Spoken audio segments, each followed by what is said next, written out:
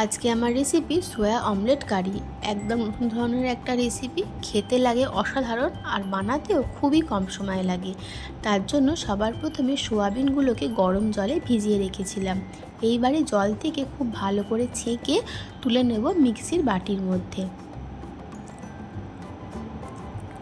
তারপরে এগুলোকে একটু ঘুরিয়ে পেস্ট করে নেব।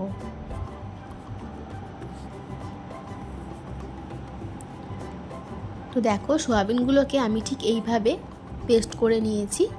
এইবার এটা ঢেলে নিচ্ছি একটা বাটির মধ্যে। দিয়ে দিলাম পরিমাণ মতো নুন, সামান্য হলুদ, সামান্য লঙ্কার গুঁড়ো। তারপরে দিচ্ছি পেঁয়াজ কুচি আর লঙ্কা কুচি, আর দেব ডিম। আমার এখানে মোট 4টে ডিম ব্যবহার করেছি। প্রথমে 3টে ডিম দিয়ে করেছিলাম, তারপরে আমার মনে হয়েছে আরও একটা ডিম লাগবে, সেই জন্য আমি পরে আরও একটা ডিম ব্যবহার করেছি। ব্যাটারটা তোমরা দেখে বুঝতেই পারবে ব্যাটারটা ঠিক কীরকম হবে। পাতলা হবে না, আবার খুব ঘনও হবে না।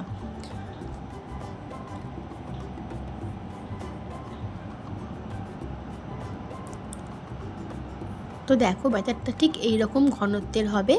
এইবারে এগুলোকে একটা একটা করে ভেজে নেব।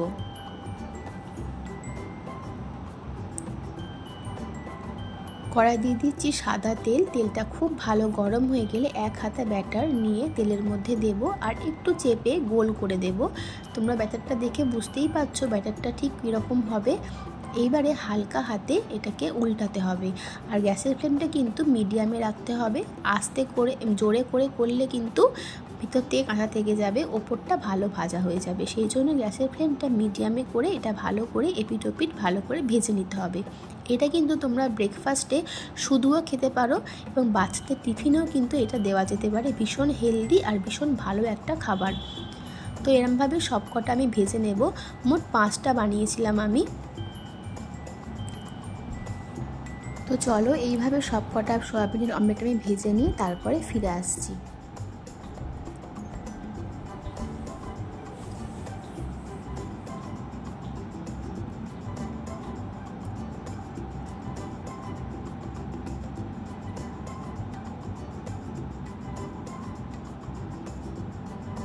তো আমার সব কটা কিন্তু ভালো করে ভাজা হয়ে গেছে। মোট 5টা হয়েছে আমার। তারপরে ওই কড়ার মধ্যেই দিয়ে দিলাম আর একটু তেল দিয়ে তেজপাতা আর গোটা গরম মশলা ফোড়ন। ফোড়নটা 2-3 মিনিট ফ্রাই করার পর এর মধ্যে দিয়ে দেবো গোটা জিরে। জিরেটাকেও 2-3 মিনিট একটু ফ্রাই করে নেব।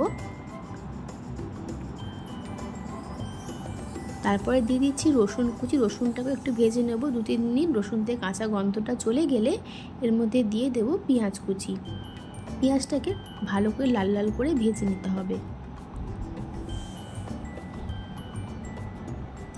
তো পেঁয়াজটা ভাজা হতে থাক, ততক্ষণে চলো একটা গুঁড়ো মশলার পেস্ট বানিয়ে নিই। তার জন্য নিয়েছি হলুদ গুঁড়ো, ধনের গুঁড়ো, জিরের গুঁড়ো আর লঙ্কার গুঁড়ো। সামান্য একটু জল দিয়ে এটাকে একটু গুলিয়ে নেব। তো আমার গুঁড়ো মশলার পেস্টটাও কিন্তু রেডি। আর ওদিকে চলো, পেঁয়াজটাও আমার ততক্ষণে বেশ ভালো ভাজা হয়ে গেছে। এখন আমি এর মধ্যে দিয়ে দেবো কেটে রাখা আলু। তোমরা চাইলে আলুটা আগে ভেজে নিতে পারো। আমি আলুটা আলাদা করে আর ভাজিনি, একেবারে পেঁয়াজটা ভেজে নিই, তারপরে আলুটা দিয়েছি। তো আলুটাকে একটু 2-3 মিনিট ভেজে নেব পেঁয়াজের সাথে। তো আলুটাও আমার হালকা করে ভাজা হয়ে গেছে। এখন আমি এর মধ্যে দিয়ে দিচ্ছি কেটে রাখা টমেটো দিলাম। তারপরে দিচ্ছি গ্রেট করে রাখা আদা। দেব যে বাটিটায় গুঁড়ো মশলা গুলে রেখেছিলাম সেই বাটিটা, আর বাটিটা ধুয়ে সামান্য একটু জল দেব। দিয়ে মশলাটাকে ভালো করে কষিয়ে নেব। দিয়ে দিচ্ছি কতগুলো কাঁচা লঙ্কা, আর দেব পরিমাণ মতো নুন। মশলাটাকে গ্যাসের ফ্লেমটা লো টু মিডিয়ামে করে কষিয়ে নিতে হবে। তোমরা চাইলে এখানে আদাটা বেটে ব্যবহার করতে পারো। আদা, কাঁচা লঙ্কা আর টমেটো আমি এখানে গ্রেট করে দিয়েছি। তারপর টমেটোগুলো গলিয়ে দিচ্ছি, আর মশলাটাকে বেশ সময় নিয়ে ভালো করে কষিয়ে নেব, যতক্ষণ না মশলার থেকে কাঁচা গন্ধটা চলে যাচ্ছে।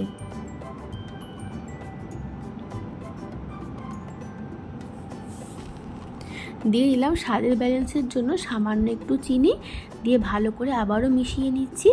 দিয়ে এর মধ্যে গ্রেভির জন্য দিয়ে দেবো পরিমাণ মতন জল। তো দেখো, মশলাটা কিন্তু আমার খুব ভালো কষানো হয়ে গেছে। এখন দিয়ে দিলাম পরিমাণ মতন জল। যেই অনুযায়ী গ্রেভি রাখবে সেই অনুযায়ী জল ব্যবহার করলেই হবে।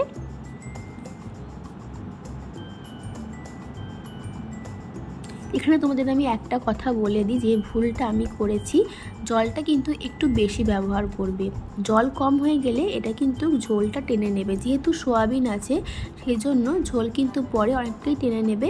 আমি যেহেতু জলটা একটু কম দিয়েছিলাম সেই জন্য আমার একদম মাখা মাখা হয়ে গিয়ে তরকারিটা হয়ে গিয়েছিল, পরে ঝোল টেনে নিয়েছিল অনেকটাই। তো তোমরা যখন করবে অবশ্যই জলের পরিমাণটা একটু বেশি দেবে। তো দেখো আলুটা হালকা সেদ্ধ হয়েছে। তো সেই সময় যে সোয়াবিনের অমলেটগুলো করে রেখেছিলাম সেই অমলেটগুলো আমি একটা একটা করে দিয়ে দিচ্ছি। তোমরা দেখে বুঝতেই পারছো যে ঝোলটা কিন্তু আমার পরিমাণে অনেকটাই কম আছে, এবং যেটা যখন ঠান্ডা হয়ে যাবে ততক্ষণে কিন্তু ঝোল অনেকটাই টেনে নেবে। তো ভালো করে আবার একটু মিশিয়ে দিচ্ছি, দিয়ে এটাকে আমি আবারও ঢাকা দিয়ে দেব।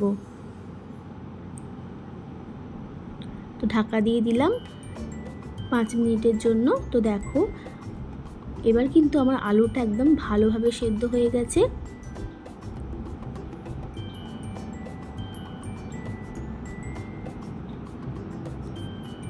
তো আমার সোয়া অমলেট কারি কিন্তু একদম রেডি, যা গরম গরম ভাতের সাথে রুটির সাথে খুবই ভালো লাগে খেতে।